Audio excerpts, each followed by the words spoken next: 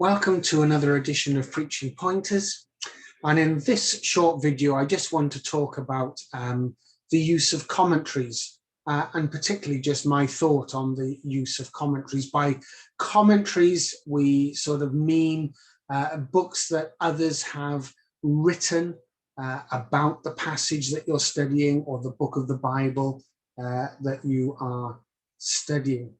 Now, I know there are some who, before they come to a passage and to prepare a passage to preach it, like to read loads of commentaries in order to get a wide idea of the passage, if you like, a wide variety of views on the passage, a wide variety of thoughts on the passage before they actually come to the passage themselves. Personally, I don't take that approach. What I find if I read commentaries like that before I come to the passage, I find that actually begins to colour my thinking about the passage. And as a result, I often find the things that I have read seem to stick in my mind, and I find it harder to come to the passage with perhaps an open mind.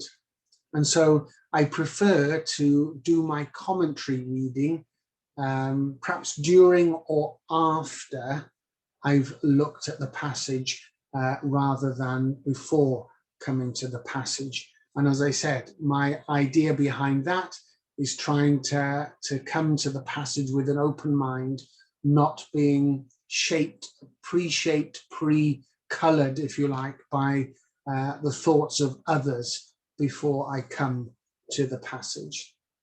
Having said that, commentaries are useful. Obviously, we all need to be learning from others, and so commentaries are one, or reading commentaries is one way we can do that and learn from other gifted and anointed Bible teachers. But commentaries I find are useful if I'm struggling with a particular part of a passage or a particular part of a text. I can't really think my way clear and through it. I don't really understand what I'm fully reading. And so coming to a commentaries then helps me with those parts of a passage which I found difficult to understand. Some parts of passages are not easy to understand, and when you come to commentaries, you'll get all the various different points of view, which can help you make up your mind about that passage for yourself. So that's helpful. And also reading commentaries can be a bit of a safeguard for yourselves, that you're not going off on a tangent or down an avenue that is clearly heretical or wrong. And so reading a variety of commentaries can be a safeguard and preserve you from going in a direction that you shouldn't. So commentaries certainly have their uses. And I will use them and I will read them. But as I said, I tend to do that either during or after I've approached the passage rather than before it.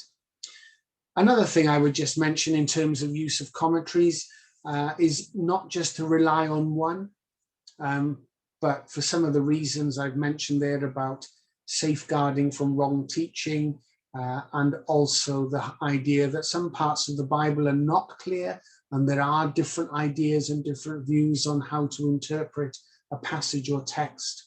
And so if you're going to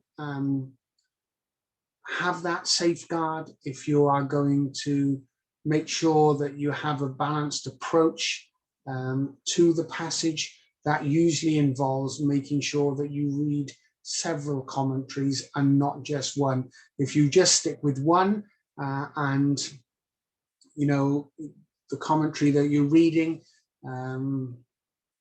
goes off on a particular direction, which might be which might be heretical or not helpful, then you have no counterpoint, if you like, to prevent you from going down that line. So when you're looking at a passage, if there is a need to consult a commentary, then make sure you don't just consult one, but you consult several as part of a broader safeguard approach to your understanding of the passage. So those are a couple of thoughts from me on how I use commentaries, the benefits of using commentaries, and also taking approach of consulting more than one as a safeguard for your thinking and approach to a passage. So again, if you found that helpful, please like the video and also subscribe to the channel. And thank you again for listening to another edition of Preaching Pointers.